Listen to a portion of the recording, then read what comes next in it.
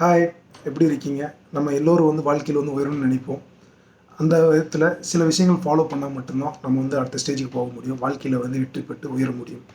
அந்த இடத்துல இன்னைக்கு நம்ம பார்க்க போறது அனுபவம். என்னடா அனுபவத்த வச்சு எப்படி முன்னேற முடியும்னு சொல்றீங்களா? நம்ம ஒவ்வொரு விஷயமும் அனுபவத்து மூலியமா கத்துக்கிட்டு, அது தவறா இருந்தா அத நிவர்த்தி பண்ணி சரி செய்து அடுத்த ஸ்டேஜுக்கு போக பழகணும். இப்போ நம்ம படிப்புன்னா 10 வருஷம் 12 வருஷம் படிக்கிறோம்னா அடுத்த ஸ்டேஜ் காலேஜுக்கு போகிறோம். காலேஜ் முடிச்சுட்டு அதை நம்ம வேலையில் யூஸ் பண்ணுறோம், இல்லை தொழிலில் யூஸ் பண்ணுறோம். அதை ஒரு அனுபவமாக எடுத்து நம்ம அடுத்த ஸ்டேஜுக்கு உயர பார்க்குறோம்.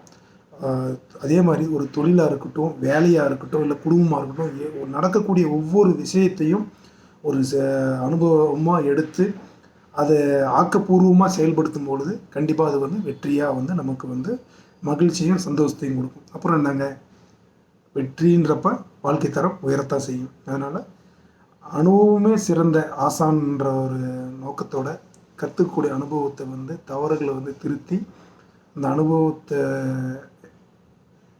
ஆக்கப்பூர்வமாக உருவாக்கி வாழ்க்கையில் வெற்றி பெறுவோம், உயர்வோம். எஸ், நல்லதே நினைப்போம், நல்லதே பேசுவோம், நல்லதே செய்வோம், நல்லதே நடக்கும். All the best to all.